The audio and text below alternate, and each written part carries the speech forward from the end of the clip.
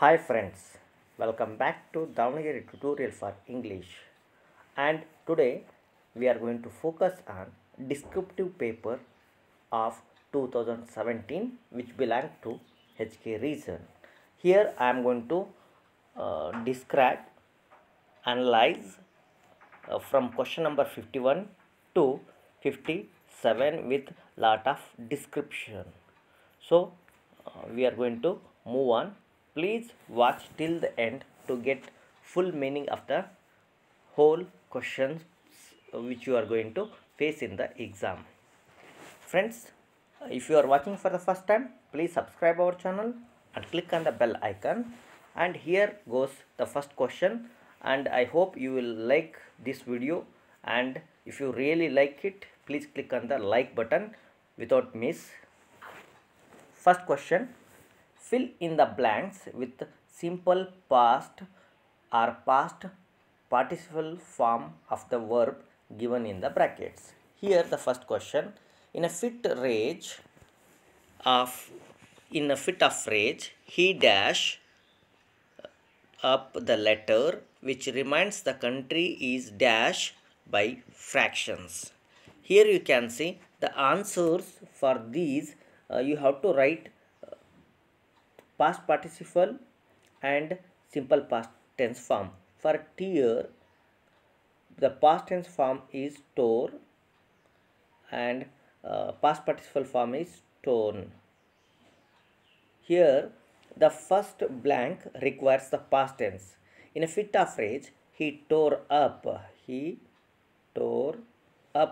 the letter which reminds him that the country is torn.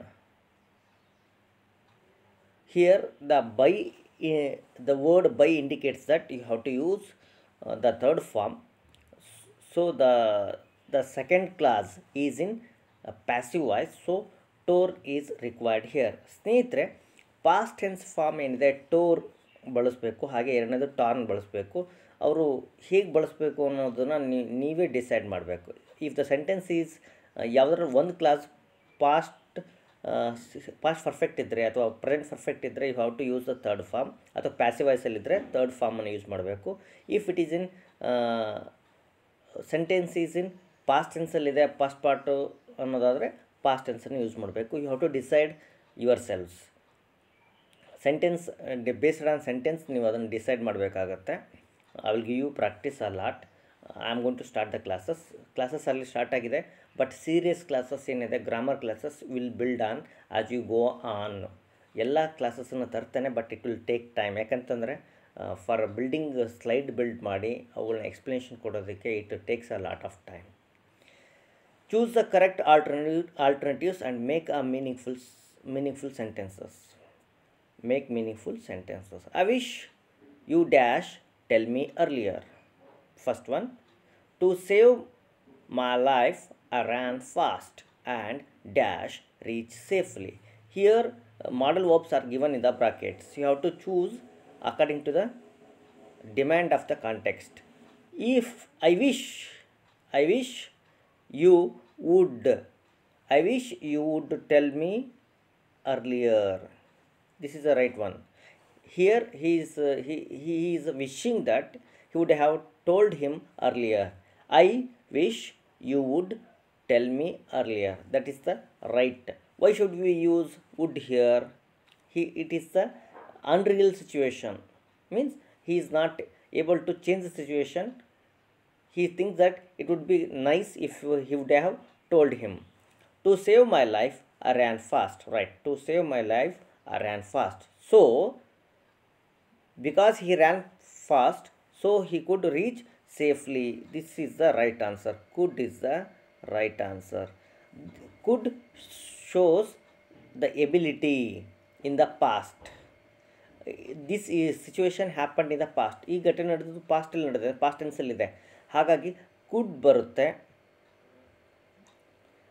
ಇಲ್ಲಿ ಕುಡ್ ಜಾಗದಲ್ಲಿ was able to ಅಂತಲೂ ಕೂಡ ಬಳಸ್ಬೋದು. For example, to save my life I ran fast and I was able to reach safely.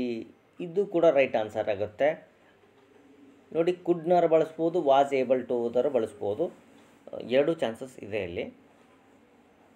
ಹಾಗೆಯೇ join together the following pair of sentences by means of ಕನೆಕ್ಟಿವ್ನ use ಮಾಡಿ ಅಂತ ಹೇಳ್ತಿದ್ದಾರೆ. ಇಲ್ಲಿ the letter reached me this morning you sent the letter ಅಂತ ಇದೆ. ಇಲ್ಲಿ ಹೇಗೆ ಮಾಡ್ಬೋದಪ್ಪ ಇದನ್ನು ಅಂತಂದರೆ, the letter which you sent earlier, which you sent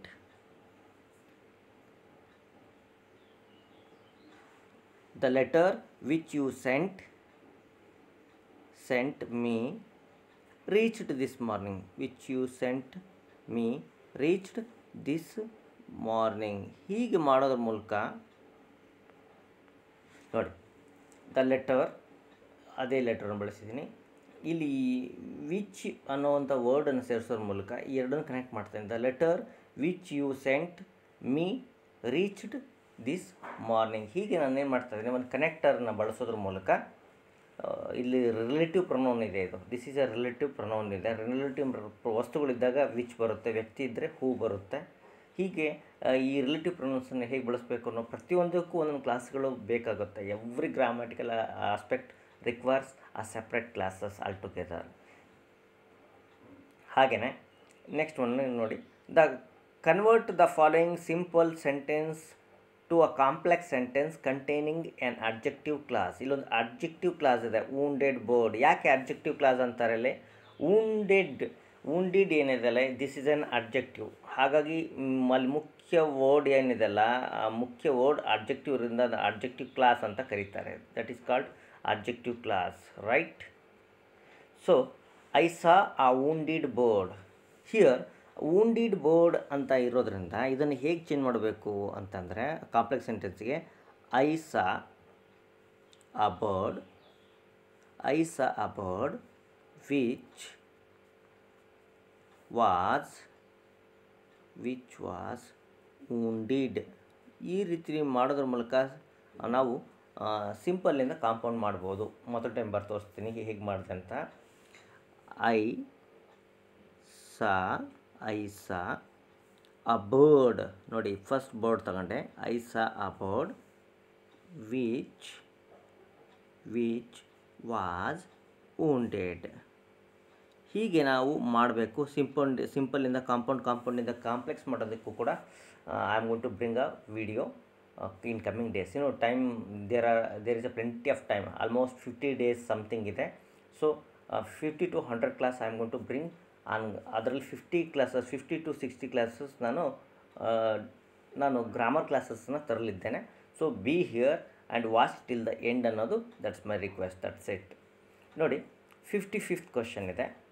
change the following into other degrees without changing the meaning. Other degrees, ಇಲ್ಲಿ ಯಾವ degree ಕೊಟ್ಟಿದ್ದಾರೆ, ಬೇರೆ ಬೇರೆ ಡಿಗ್ರಿಯಲ್ಲಿ ಬರೀಬೇಕು. ಫಾರ್ ಎಕ್ಸಾಂಪಲ್ ನೋಡಿ, ಫಸ್ಟ್ ಒನ್ ಏನಿದೆ, no other bowler in the 11 is so good as Pramod.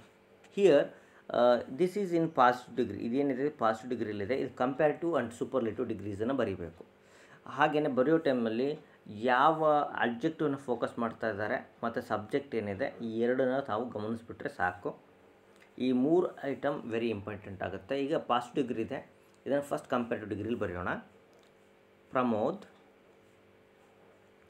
Pramod is better. Good changes to better ಆಗುತ್ತೆ. Pramod is better than other bowlers.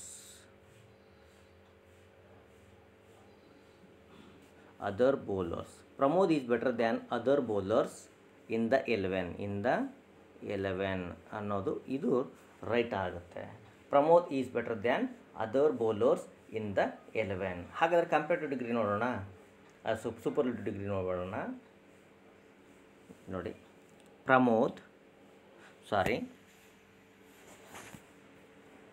ಎಲ್ಲೋಯ್ತು questions. S ಹಾಂ, ಇಲ್ಲಿ ನೋಡೋಣ. ಇಲ್ಲಿ ನೋಡಿ, Pramod is the best bowler best ನೋಡಿ, good, better, best. Pramod is the best bowler in the 11. ಈ ರೀತಿ ನಾವು ಏನು ಮಾಡ್ಬೋದು, ಕಂಪ್ಯಾರಿಟಿವ್ ಡಿಗ್ರಿ, ಸೂಪರ್ಲೇಟಿವ್ ಡಿಗ್ರಿ ಹೀಗೆ ಚೇಂಜಸ್ಸನ್ನು ಮಾಡ್ಬೋದು. ಇದ್ರ PDF ಅನ್ನು ನಾನು ಟೆಲಿಗ್ರಾಮ್ ಆ್ಯಪಲ್ಲಿ ಏನಿದೆ ನೋಡಿ, Raman tutorial for GK Telegram ಆ್ಯಪಲ್ಲಿ ನಾನು ಇದನ್ನು ಮಾಡಲಿದ್ದೇನೆ. ಅಲ್ಲಿ ಆನ್ಸರ್ಸನ್ನು ಕೂಡ ನಾನು ಏನು ಮಾಡ್ತೇನೆ, ಟೈಪ್ ಮಾಡಿ ಅದನ್ನು ಹಾಕಲಿದ್ದೇನೆ. So that you will get the notes ಸಿಗಲಿ ತಮಗೆಲ್ಲ ಅನ್ನುವಂಥ ಉದ್ದೇಶಕ್ಕೋಸ್ಕರ ಅದನ್ನು ಹಾಕ್ತಾಯಿದ್ದೀನಿ. So that you can watch and learn. ಹಾಗೆಯೇ ಈಗ ಎರಡನೇ ಸೆಂಟೆನ್ಸನ್ನು ನೋಡೋಣ. The aeroplane flies faster than birds ಅಂತ ಇದೆ. ಇದ್ರದ್ದು ಕೂಡ ಆನ್ಸರನ್ನು ನೋಡ್ಬೋಣ. ನೋಡಿ, ಇದು ಫಾಸ್ಟರ್ ಆಲ್ರೆಡಿ ಕಂಪೇರ್ಟಿವ್ ಡಿಗ್ರಿಲಿದೆ. ಇದರದ್ದು ಪಾಸಿಟಿವ್ ಡಿಗ್ರಿ ಮತ್ತು ಸೂಪರ್ಲೇಟಿವ್ ಡಿಗ್ರಿ ನೋಡೋಣ. ಫಸ್ಟ್ ಸೂಪರ್ಲೇಟಿವ್ ಡಿಗ್ರಿ ನೋಡೋಣ. ದ ಏರೋಪ್ಲೇನ್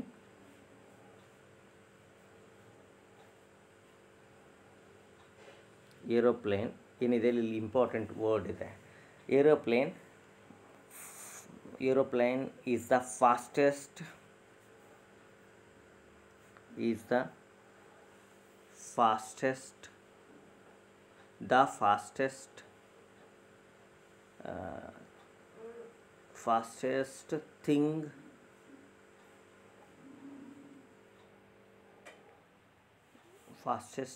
thing ನೋಡಿ, ಫಾಸ್ಟೆಸ್ಟ್ ಥಿಂಗ್ ಬರೀಬೇಕು, ಥಿಂಗ್ಸ್ ಬರೀ ಅಗತ್ಯ ಇಲ್ಲ, ಥಿಂಗ್ ಬರೆದ್ರೆ ಸಾಕು. ಫಾಸ್ಟೆಸ್ಟ್ ಥಿಂಗ್ ಆಫ್ ದ 2 ಅನ್ನೋದು ಓಕೆ ಆಗುತ್ತೆ. ಆಫ್ ದ 2 ನೋಡೋಣ, ಮತ್ತೊಂದು ಟೈಮ್ ಬರೆದು ಪ್ರಾಕ್ಟೀಸ್ ಮಾಡೋಣ. Just a second. The aeroplane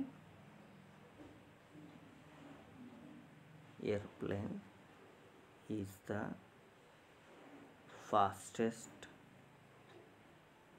of the 2. Thing ಬೇಡ, ಯಾವುದು ಬೇಡ, ಆಫ್ ದ 2 ಆಫ್ ಇದು right. The aeroplane is the fastest of the 2. ಹಾಗೆಯೇ ಇಲ್ಲ, ಇದನ್ನು ಹೀಗೂ ಕೂಡ ಮಾಡ್ಬೋದು. ಹೇಗೆ ಅಂತಂದರೆ, ಇದು ಸೂಪರ್ಲೇಟಿವ್ ಡಿಗ್ರಿ ಆಯಿತು. ಇದನ್ನು ಈಗ ಪಾಸ್ಟ್ ಡಿಗ್ರಿ ತೊಗೊಳೋಣ. The boards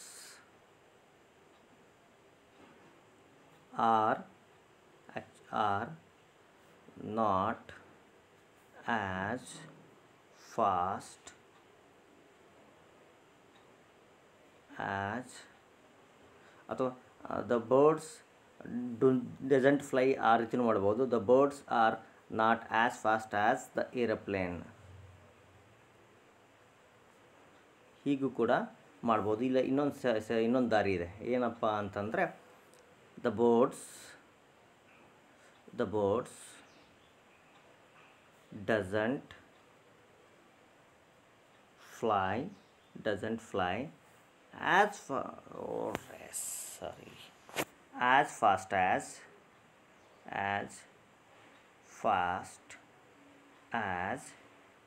aeroplane. ಹೀಗೂ ಕೂಡ ಆ್ಯಸ್ ದ ಏರೋಪ್ಲೇನ್, ಹೀಗೂ ಕೂಡ ನಾವು ಏನು ಮಾಡ್ಬೋದು, ಇದರ ಆನ್ಸರನ್ನು ಬರಿಬೋದು. So be ready for both. ಈ ಎರಡಕ್ಕೂ ರೆಡಿ ಇರಿ. ಈಗ ಇಲ್ಲೊಂದು ಇಂಪಾರ್ಟೆಂಟ್ ಟಾಪಿಕ್ನ ತಗೊಳ್ತಾ ಇದ್ದೀನಿ. ಯಾರು ಕೊನೆಯವರೆಗೆ ನೋಡ್ತಾ ಇದ್ದೀರಿ ಅದರ ಬೆನಿಫಿಟ್ ಇವರಿಗೆ ಸಿಗುತ್ತೆ. ಯಾರು ನಡುವೆ ಅಯ್ಯೋ ಸಾಕು ಅಂದ್ಕೊಂಡು ಹೋದವರಿಗೆ ಇದರ ಬೆನಿಫಿಟ್ ಸಿಗೋಲ್ಲ. Mark the syllable that needs to be accented ಅಂತ ಇದೆ. ನೋಡಿ, ಇಂಗ್ಲೀಷಲ್ಲಿ there are 2 types of stress ಇದೆ. ಒಂದು ವರ್ಡ್ ಸ್ಟ್ರೆಸ್, ಆನಂತರ ಇನ್ನೊಂದು ಸೆಂಟೆನ್ಸ್ ಸ್ಟ್ರೆಸ್ ಅಂತ ಇದೆ. ಸೆಂಟೆನ್ಸಲ್ಲಿ ಯಾವ ಪದಗಳಿಗೆ ನಾವು ಸ್ಟ್ರೆಸ್ ಕೊಡ್ತೀವಿ ಅದು ಸೆಂಟೆನ್ಸ್ ಸ್ಟ್ರೆಸ್ ಆಗುತ್ತೆ. ವರ್ಡಲ್ಲಿ ಸಿಲೆಬಲ್ಸ್ ಇರುತ್ತೆ. ಸಿಲೆಬಲ್ಸಲ್ಲಿ ಯಾವ ಸಿಲೆಬಲ್ಲಿಗೆ ಇಂಪಾರ್ಟೆನ್ಸ್ ಕೊಡ್ತೀವೋ ಅದು ಸಿಲೆಬಲ್ ಸ್ಟ್ರೆಸ್ ಅಂತ ಹೇಳ್ತಾರೆ. ಅದನ್ನು ಯಾವಾಗಲೂ ಆಕ್ಸೆಂಟೆಡ್ ಬಾರ್, ನಾನು ತೋರಿಸಿದ್ದೀನಲ್ಲ ಈ ರೀತಿ ಆಕ್ಸೆಂಟೆಡ್ ಬಾರ್ ಇರ್ತಾರೆ. ಇಲ್ಲಿ ಪದಗಳು ಕೊಟ್ಟಿದ್ದಾರೆ, ಅವುಗಳನ್ನ ಬರೀರಿ ಅಂತ ಇದ್ದಾರೆ. ನೋಡಿ, ತಾವು ಪದಗಳನ್ನು ಬರೆದು ಆಕ್ಸೆಂಟೆಡ್ ಬಾರ್ ಮಾಡಬೇಕು. ಈಗ ಫಾರ್ ಎಕ್ಸಾಂಪಲ್ ಡಾಕ್ಟರ್ ಅನ್ನೋಂಥ ಪದ ಕೊಟ್ಟಿದ್ದಾರೆ, ಇದರ ಆಕ್ಸೆಂಟೆಡ್ ಬಾರ್ನ ಬರೀರಿ ಅಂತ ಹೇಳ್ತಿದ್ದಾರೆ. ಇಲ್ಲಿ ತಾವು ಗಮನಿಸಿದ ಅಂತಂದರೆ ಫಸ್ಟಿಗೆ ಸ್ಟ್ರೆಸ್ ಇದೆ, ಡಾಕ್ಟರ್. ಇಲ್ಲಿ ಒಂದೊಂದು ಲೈನ್ ಹಿಡಿದ್ಬಿಟ್ರೆ ಸಾಕು, ಡಾಕ್ಟರ್. ಹಾಗೆಯೇ ಪೊಲಿಟಿಷಿಯನ್, ಇಲ್ಲಿ ಪೊಲಿಟಿಷಿಯನ್ನಲ್ಲಿ ನೋಡಿ, ಇಲ್ಲಿ ಆಲ್ರೆಡಿ ಇದೆಯಲ್ಲ, ಇದ್ರ ಹಿಂದ್ಗಡೆನೇ ಹಾಕ್ಬಿಡ್ತೇನೆ ನೋಡಿ. ಇಷ್ಟು ಒಂದು ಬಾರ್ನ ಹೇಳಿದ್ರೆ ಎಲ್ಲಿ ಸರಿಯಾಗಿ ಎಳಿತಿರೋ ಆ ಬಾರ್ ಹಿಂದ್ಗಡೆ ತಮಗೆ ಸ್ಟ್ರೆಸ್ಸು ಗೊತ್ತಾಗುತ್ತೆ. ಹಾಗೆಯೇ ಜಿಯೋಲಜಿ ಅನ್ನೋ ಪದದಲ್ಲಿ ಇಲ್ಲಿ ಸ್ಟ್ರೆಸ್ ಇದೆ. ಈ ಆದಮೇಲೆ ಮುಂದ್ಗಡೆ ಒಂದು ಸ್ಟ್ರೆಸ್ ಹಿಡಿದ ಅಂತಂದರೆ ಯಾವುದು ಸ್ಟ್ರೆಸ್ ಹಿಡಿದಿರ್ತಿರೋ ಅದ್ರ ಹಿಂದ್ಗಡೆ ವರ್ಡನ್ನು ಜೋರಾಗಿ ಓದು. ಜಿಯೋಲಜಿ ಪೊಲಿಟಿಷಿಯನ್ ಹೀಗೆ ಇರುತ್ತೆ. ಹಾಗೆಯೇ ಕ್ಯಾಂಟೀನ್ ನೋಡಿ, ಇಲ್ಲಿ ಇದು ಸ್ಟ್ರೆಸ್ಡ್ ವರ್ಡ್, ಇದು unstressed syllable. This is stressed syllable and this is unstressed syllable. Every word has only one stressed syllable. ಪ್ರತಿಯೊಂದರಲ್ಲಿ ಒಂದು ಸಿಲಬಲ್ ಇರ್ತದೆ. ತಾವು ಫೋಕಸ್ ಮಾಡಿ ಅದನ್ನು ಗಮನ ಕೊಟ್ಟು ಬಾಯಿಂದ ಉಚ್ಚಾರಣೆ ಮಾಡಿದಾಗ ಏನಾಗುತ್ತೆ, ಯು ವಿಲ್ ಗೆಟ್ ದಟ್. ಹಾಗಾದರೆ ಏನು ರೂಲ್ಸ್ ಇದೆ sir, how to identify them? ಎಲ್ಲದಕ್ಕೂ ಹೀಗೆ ಇರುತ್ತಾ? ಫಸ್ಟ್ ಸ್ಟ್ರೆಸ್ಸೇ ಅಂದರೆ ಇಲ್ಲ, there are several ways. There are 2 very simple rules about word stress. One thing is, one word has only one stress. ಒಂದು ವರ್ಡ್ ಇದೆ ಅಂತಂದರೆ ಅಲ್ಲಿ ಒಂದೇ ಸ್ಟ್ರೆಸ್ ಇರುತ್ತೆ. You cannot have 2 stresses. If you hear 2 stresses, you have to think that you heard 2 words. ನೀವು 2 stress ಇದೆ ಅಂದರೆ ಅದು 2 ವರ್ಡ್ಸ್ ಇದೆ ಅಂತ ಅನ್ಕೋಬೇಕು. It is true that there can be secondary stress ಇರ್ಬೋದು, ಆದರೆ ಅದು ಲೆಸ್ ಇಂಪಾರ್ಟೆಂಟ್ ಅನ್ನೋದು ಇಲ್ಲಿ ಇಂಪಾರ್ಟೆಂಟ್ ಫ್ಯಾಕ್ಟ್. ಹಾಗಾದರೆ ಫಸ್ಟ್ ಸ್ಟ್ರೆಸ್ ಯಾವುದ್ರ ಮೇಲಿರುತ್ತೆ ನೋಡಿ. There are words which are having 2 different stresses. ಹೇಗೆ ಅಂತೀರಾ ನೋಡಿ, stress on the first syllable. Nouns usually they are stressed on the first one. ಈಗ ಫಾರ್ ಎಕ್ಸಾಂಪಲ್ ಪ್ರೆಸೆಂಟ್ ಅನ್ನೋದು ಇಟ್ಸ್ ಇಲ್ಲಿ ನೋಡಿ, ಪ್ರೆಸೆಂಟ್ ಇಲ್ಲಿ ಫಸ್ಟ್ ಸಿಲಬಲ್ ಮೇಲೆ ಸ್ಟ್ರೆಸ್ ಇದೆ. ಅಲ್ಲಿ ಎಕ್ಸ್ಪೋರ್ಟ್, ಚೀನಾ, ಟೇಬಲ್ ನೋಡಿ, ಇಲ್ಲೆಲ್ಲ ನೋಡಿ ಫಸ್ಟ್ ವರ್ಡ್ ಮೇಲೆ ಫಸ್ಟ್ ಸಿಲಬಲ್ ಮೇಲೆ ಸ್ಟ್ರೆಸ್ ಇದೆ. ಯೂಶಲಿ ನೌನ್ಸ್ ಇದ್ದರೆ ಫಸ್ಟ್ ಸಿಲಬಲ್ಸ್ ಮೇಲೆ ಸ್ಟ್ರೆಸ್ ಇರುತ್ತೆ. ವರ್ಬ್ ಇದ್ದರೆ ಸೆಕೆಂಡ್ ಮೇಲೆ ಇರ್ತದೆ. ಅಬ್ಜೆಕ್ಟಿವ್ಸ್ ಇದ್ದರೂ ಕೂಡ ನೋಡಿ, ಅಬ್ಜೆಕ್ಟಿವ್ಸ್ ಇದ್ದರೆ ಫಸ್ಟ್ ಸ್ಲೆಂಡರ್, ಹ್ಯಾಪಿ ಫಸ್ಟ್ ಮೇಲೇ ಇಂಪಾರ್ಟೆನ್ಸ್ ಇರ್ತದೆ. ಅಬ್ಜೆಕ್ಟಿವ್ ಮತ್ತು ನೌನ್ಸ್ ಇದ್ದರೆ ಫಸ್ಟ್ ಮೇಲೆ ಇರುತ್ತೆ. ಒಂದು ಪಕ್ಷ ವರ್ಬ್ ಇದ್ದರೆ ಯೂಶಲಿ ಎಂಡಲ್ಲಿರುತ್ತೆ. ಪ್ರೆಸೆಂಟ್, ಎಕ್ಸ್ಪೋರ್ಟ್, ಡಿಸೈಡ್, ಬಿಗಿನ್ ನೋಡಿ, ಯಾವಾಗಲೂ ಫಸ್ಟ್ ಮೇಲೆ ಇರೋಲ್ಲ ವರ್ಬ್ ಇದ್ದರೆ it will be on the second one. That's very important. There are many 2 syllable words in English whose meaning and class change with a change in stress. ನೋಡಿ, ನಾನು ಈಗಾಗಲೇ ಹೇಳ್ದಂಗೆ verb ಇದ್ದಾಗ ಏನಾಗುತ್ತೆ, ಸ್ಟ್ರೆಸ್ ಯೂಶಲಿ ಎಂಡಿಗಿರುತ್ತೆ. Noun ಮತ್ತು adjective ಇದ್ದಾಗ ಬಿಗಿನಲ್ಲಿ ಇರುತ್ತೆ ಅನ್ನೋದು ಇಂಪಾರ್ಟೆಂಟ್. ಇಲ್ಲೆಲ್ಲ ಎಕ್ಸ್ಪೋರ್ಟ್, ಇಂಪೋರ್ಟ್, ಕಾಂಟ್ರಾಕ್ಟ್, ಆಬ್ಜೆಕ್ಟ್ ಇವೆಲ್ಲ these can be noun, these can be as well as verb ಆಗಿ ವರ್ಕ್ ಮಾಡ್ಬೋದು, ಅವು ನೌನ್ ಆಗಿ ವರ್ಕ್ ಮಾಡ್ಬೋದು. ಆನ್ ದ ಟೈಮಲ್ಲಿ you have to be sure ಅದು ವರ್ಬು ಫಾರ್ಮು ನೌನ್ ಫಾರ್ಮು ಎರಡೂ ಕೂಡ ಗೊತ್ತಾಗೋದಿಲ್ಲ.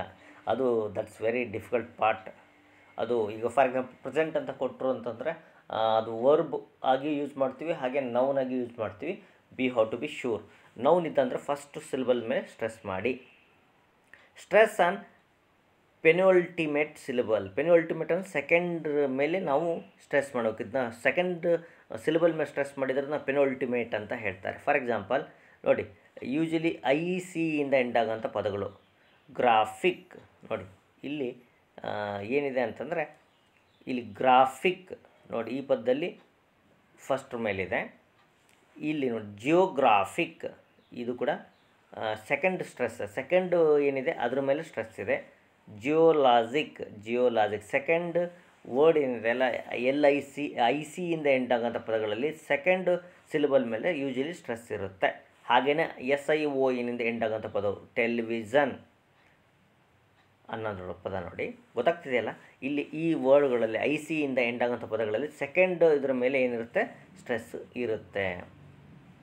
ಹಾಗೆಯೇ in few words native speakers don't agree. ನೋಡಿ, ಕೆಲವು ವರ್ಡ್ಸಲ್ಲಿ ಅವರು ಅಗ್ರಿ ಮಾಡಲ್ಲ. ಟೆಲಿವಿಷನ್ ಅಂತ ಹೇಳ್ತಾರೆ, ಟೆಲಿವಿಷನ್ ನೋಡಿ, ಇಲ್ಲಿ ಸೆಕೆಂಡ್ ಸ್ಟ್ರೆಸ್ ಕಡೆ ಕೆಲವರು ಸ್ಟ್ರೆಸ್ ಮಾಡಿದರೆ, ಇಲ್ಲಿ ಫಸ್ಟ್ ಮೇಲೆ ಕೆಲವರು ಸ್ಟ್ರೆಸ್ ಮಾಡ್ತಾರೆ.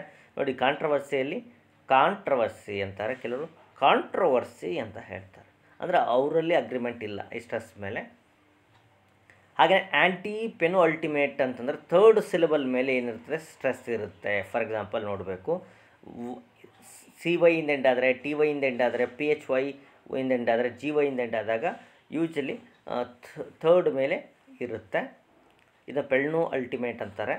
ಥರ್ಡ್ ಫ್ರಮ್ ದ ಎಂಡಿಂದ ಥರ್ಡ್ ಮೇಲೆ ಇರ್ತದೆ. ಇಲ್ಲಿ ನೋಡಿ, ಡೆಮೋಕ್ರಸಿ, ಫೋಟೋಗ್ರಫಿ, ಇಲ್ಲಿ ಸೆಕೆಂಡ್ ಒನ್ನಿಗೆ ಇದೆ. ಹಾಗೆಯೇ ನೋಡಿ ಕ್ರಿಟಿಕಲ್, ಹಾಗೆ ಜಿಯೋಲಜಿಕಲ್. ಕಾಂಪೌಂಡ್ ವರ್ಡ್ಸ್ ಇದ್ದಾಗ ಏನಾಗುತ್ತೆ, ಯೂಶಲಿ ಫಸ್ಟ್ ಪಾರ್ಟ್ ಮೇಲೆ ಇರ್ತದೆ. ಯಾವುದಾದ್ರು ನೌನ್ ಕಾಂಪೌಂಡ್ ವರ್ಡ್ ಆಗಿದ್ದರೆ, ಫಾರ್ ಎಕ್ಸಾಂಪಲ್ ಬ್ಲ್ಯಾಕ್ ಬೋರ್ಡ್ ನೋಡಿ, ಬ್ಲ್ಯಾಕ್ ಅನ್ನೋ ಪದ ಮೇಲೆ ಸ್ಟ್ರೆಸ್ ಇದೆ. ಗ್ರೀನ್ ಹೌಸ್, ಪೋಸ್ಟ್ ಆಫೀಸ್, ಹೀಗೆ ಫಸ್ಟ್ ಸಿಲೆಬಲ್ ಮೇಲೆ ಸ್ಟ್ರೆಸ್ ಇರುತ್ತೆ. ಆದರೆ ಅದು ಕಾಂಪೌಂಡ್ ಅಬ್ಜೆಕ್ಟಿವ್ಸ್ ಆಗಿದ್ದರೆ, ಈಗ ಬ್ಯಾಡ್ ಟೆಂಪರ್ಡ್ ಸೆಕೆಂಡ್ ಮೇಲಿದೆ. ಓಲ್ಡ್ ಫ್ಯಾಷನ್ಡ್, ಹೌದ್ರಾ? ಕಾಂಪೌಂಡ್ ವರ್ಬ್ ಆಗಿದ್ದರೆ ಅಂಡರ್ಸ್ಟ್ಯಾಂಡ್, ಓವರ್ಫ್ಲೋ. ಇಲ್ಲಿ ರೂಲ್ಸ್ ಕ್ಲಿಯರ್ ಆಗಿದೆ, ರೂಲ್ಸ್ ಆರ್ ಕ್ಲಿಯರ್. ಈಗ ಅದು ಒಂದು ಪಕ್ಷ ಏನಾದರೂ noun plus noun compound words ಆಗಿದ್ದರೆ ಫಸ್ಟ್ ಮೇಲಿರುತ್ತೆ. Adjective plus objective ಆಗಿದ್ದಂತಂದರೆ second one ಮೇಲಿರುತ್ತೆ. ವರ್ಬ್ ಪ್ಲಸ್ ವರ್ಬ್ ಆಗಿದ್ದರೆ ಸೆಕೆಂಡ್ ಮೇಲಿರುತ್ತೆ. So you can rely upon this. ಹಾಗಾದರೆ ನಾವು ಏನು ತಿಳ್ಕೊಂಡ್ವಿ, ವಾಟ್ ಡಿಡ್ ವಿ ಲರ್ನ್ ಅನ್ನೋದಾದರೆ ಒಂದು ನೆನಪಿಡಬೇಕು. ನೌನ್ಸ್ ಬಂದಾಗ, ಯೂಶಲಿ ನೌನ್ಸ್ ಬಂದಾಗ, ಅಬ್ಜೆಕ್ಟಿವ್ಸ್ ಬಂದಾಗ ಫಸ್ಟ್ ಸಿಲೆಬಲ್ ಮೇಲೆ ಸ್ಟ್ರೆಸ್ ಇರುತ್ತೆ, ರೈಟ್? ವರ್ಬ್ಗಳು ಬಂದಾಗ ಸೆಕೆಂಡ್ ಸಿಲೆಬಲ್ ಮೇಲೆ ಇರುತ್ತೆ. ಅದು IC ಎಂಡ್ ಆದರೆ, ಕೆಲವೊಂದು ವರ್ಡ್ ಪರ್ಟಿಕ್ಯುಲರ್ ಎಂಡ್ ಆದಾಗ ಸಿಲೆಬಲ್ ಸ್ಟ್ರೆಸ್ ಬೇರೆ ಬೇರೆ ಆಗ್ತಾ ಹೋಗುತ್ತೆ. ಇದು ಯಾಕೆ ಇಷ್ಟು ಡೀಟೇಲಾಗಿ ಹೇಳಬೇಕು ಅಂತಂದರೆ, ಬೇರೆ ಬೇರೆ ಪದಗಳು ಕೊಟ್ಟಾಗ you should be able to answer them. ಅವಕ್ಕೆ ಆನ್ಸರ್ ಮಾಡೋಕ್ಕೆ ರೆಡಿ ಇರಬೇಕು ಅನ್ನೋ ಉದ್ದೇಶಕ್ಕೋಸ್ಕರ ನಾನು ಡೀಟೇಲ್ಸನ್ನು ಕೊಟ್ಟಿದ್ದೀನಿ. That's it. Thank you for watching. ಇದರ ನೋಟ್ಸಿಗೆ ಪ್ಲೀಸ್ ಜಾಯಿನ್ ಅವರ್ ಟೆಲಿಗ್ರಾಮ್ ಲಿಂಕ್ನ ಕೊಟ್ಟಿದ್ದೇನೆ, ಅದಕ್ಕೆ ಜಾಯ್ನ್ ಆಗಿ.